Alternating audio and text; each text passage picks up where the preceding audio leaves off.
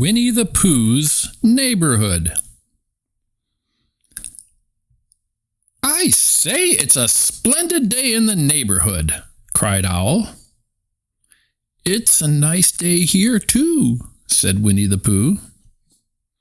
"That's exactly what I'm saying," said Owl. "A perfectly splendid day in the neighborhood." "Which neighborhood?"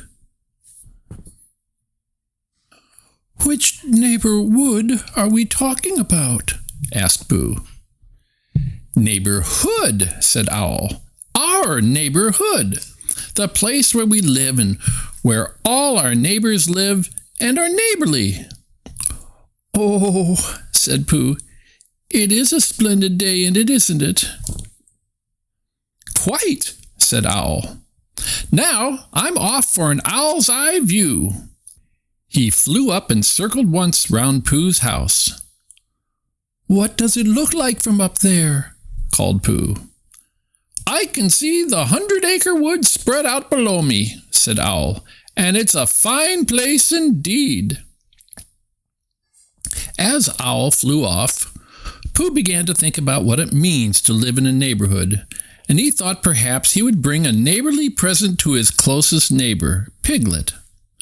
Pooh went inside his house and took a honey pot out of his cupboard. He tied a nice blue ribbon around it. Then he tucked it comfortably under his arm and started down the path towards Piglet's house. But when he reached his thoughtful spot, which is halfway between his house and Piglet's, Pooh suddenly had a thought. "I could take this path straight to Piglet's house, or I could go up the path and around the whole neighborhood, and sooner or later the path would take me to Piglet's house anyway." And that's what he did. After he had walked for a time, he came to the house where Kanga and Roo lived. "Hello, Kanga," said Pooh. "I'm just on my way to deliver this neighborly present to Piglet." "But Pooh dear, Piglet lives that way," said Kanga, pointing down the very path by which Pooh had just come. "Yes," said Pooh, "but today I'm going the long way." "Oh, I see," said Kanga. "In that case, perhaps you should join us for a snack." "Come on, Pooh!" cried Roo. "We're going to the picnic spot." Pooh said he was feeling a bit rumbly in his tumbly, so they all went together, past the sandy pit where Roo plays, up to the picnic spot to share a little something. Half an hour and one picnic basket later, Pooh thanked Kanga and Roo, tucked Piglet's honey pot back under his arm, and walked down the path towards Rabbit's house. "Hello, Rabbit," called Pooh. "I'm on my way to Piglet's to give him this neighborly present." "If you're going to Piglet's house, what are you doing here?" asked Rabbit. "I'm going the long way," said Pooh. "More like the wrong way, if you ask me," said Rabbit.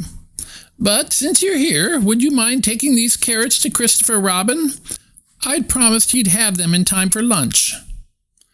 Well, at the mention of the word lunch, Pooh noticed that his tummy was feeling just the tiniest bit rumbly again.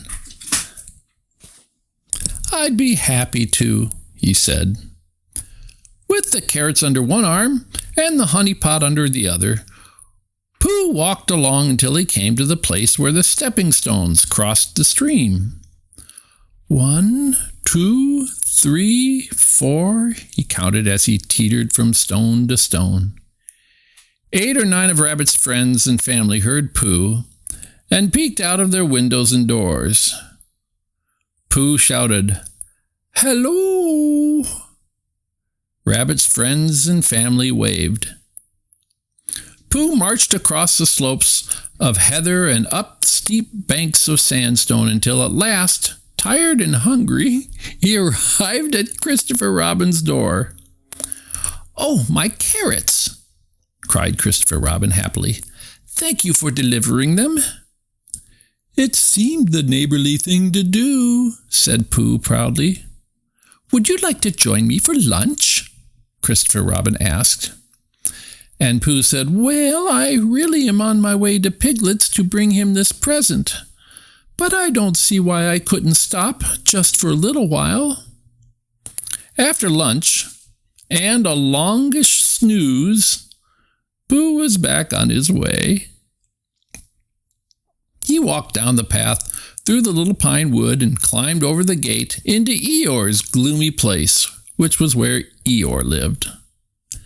"Hello, Eeyore," said Pooh. "I was just on my way to Piglet's house with this neighborly present." "Not coming to visit me," said Eeyore. "I didn't think so. It's been such a busy week already. Why, only 4 days ago Tigger bounced me on his way to the swimming hole. How many visitors can one expect, really?" And Pooh, feeling rather bad now, offered Eeyore a nice lick of honey. Pooh put the jar down and Eeyore peered in. He looked back up at Pooh. Pooh peered in. "Empty," he said. "That's what it looked like to me," said Eeyore. "Oh, bother," said Pooh. He walked off glumly, trying to figure out how he was going to tell Piglet about the neighborly present Piglet was not going to get. Pooh had almost arrived at the place where the woozle wasn't, and was deciding to take the long path around it, just in case the woozle was, when he saw Owl flying over. "I've seen our whole neighborhood today," Pooh told him, "but now I have no neighborly present left for Piglet." "The bees have been quite busy at the old bee tree today," said Owl. "Perhaps you can get a fill up there." "That's a good idea, Owl, but it's such a long way," said Pooh with a sigh. "Come along," said Owl. "We'll take the shortcut through the woods." So they walked together until they came to an open place in the middle of the forest, and in the middle of the place was the old bee tree. Pooh could hear a loud buzzing near the top. Up, up, up he climbed.